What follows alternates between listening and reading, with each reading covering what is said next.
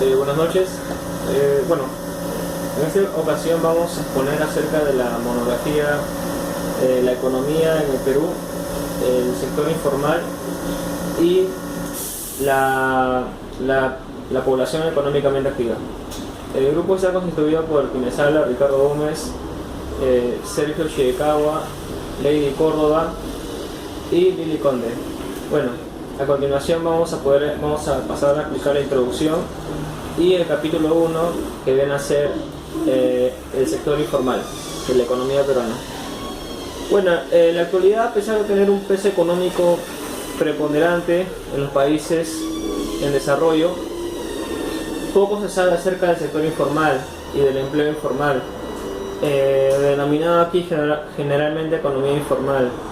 Por ello, en la presente monografía hablaremos acerca del enfoque actual de la economía peruana, la informalidad, el PBI y la PEA. Ahora, en el primer capítulo abordaremos lo siguiente: mencionaremos algunos antecedentes históricos de la informalidad, así como sus causas y consecuencias aquí en el Perú.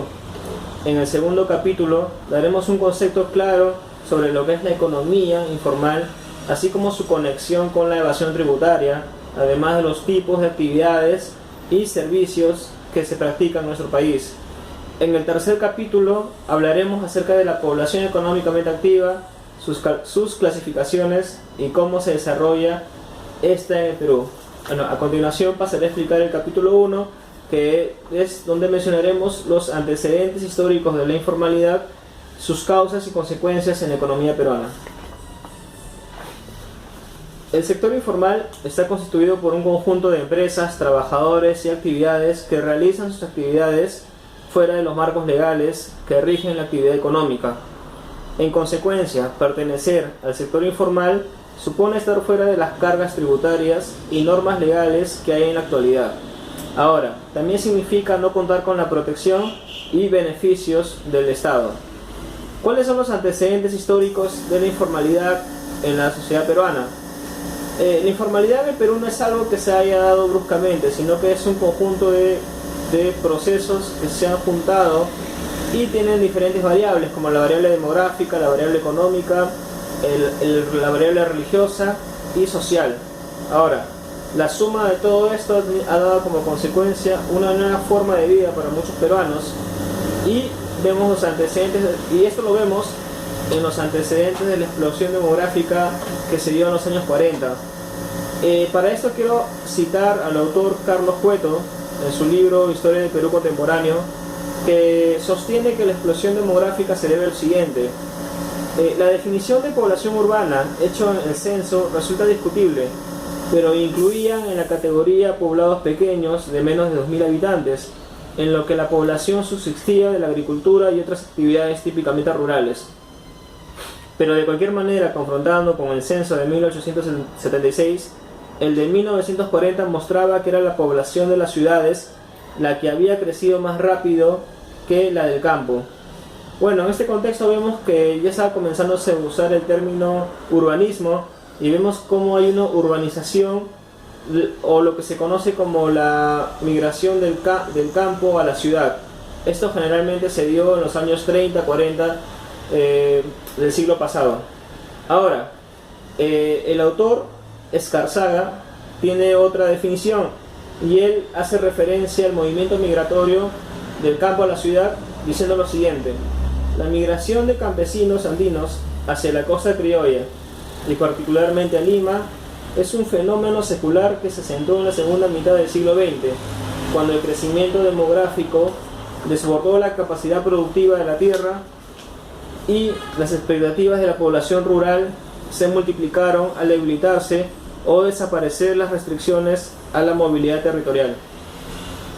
Ahora, pero al llegar a Lima, los migrantes andinos no encontraron las condiciones propicias para incorporarse a la vida productiva, ni para acentuarse dignamente en ella, debido a la crisis económica y el racismo.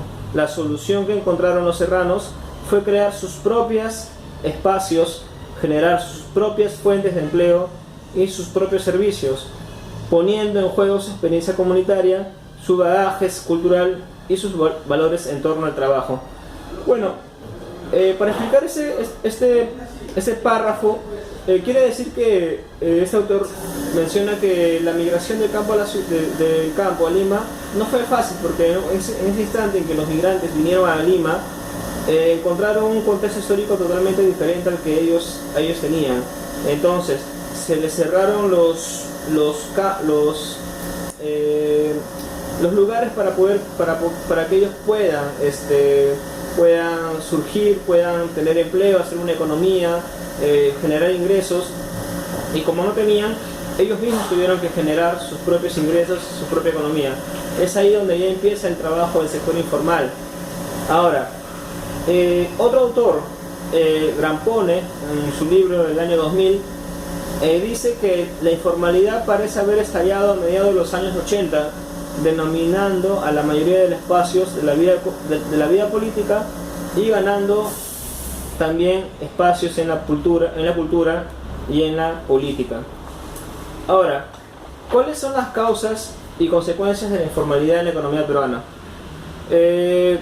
Son muchas, pero para poder mencionar algunas: el desempleo, la pobreza, la vida social. Eso de alguna manera genera muchas pérdidas para el gobierno, ya que el gobierno, al no recaudar los impuestos que generan el sector informal, el gobierno no puede disponer de ese dinero para poder ejecutar obras, para poder realizar las ayudas sociales, ya que no tiene ese recurso económico. Ahora vayamos de nuevo al comienzo. Vayamos a citar lo que significa el sector informal. El sector informal está constituido por el conjunto de empresas, trabajadores y actividades que operan fuera de los marcos legales y normativos que rigen la actividad económica. Este es un concepto hecho por el economista Loaiza en un suplemento hecho para el Banco Central de Reserva en el año 2010. Ahora, la informalidad es una característica también del subdesarrollo. La informalidad surge cuando los costos de suscripción al marco legal y normativo de un país son superiores a los beneficios que ello conlleva.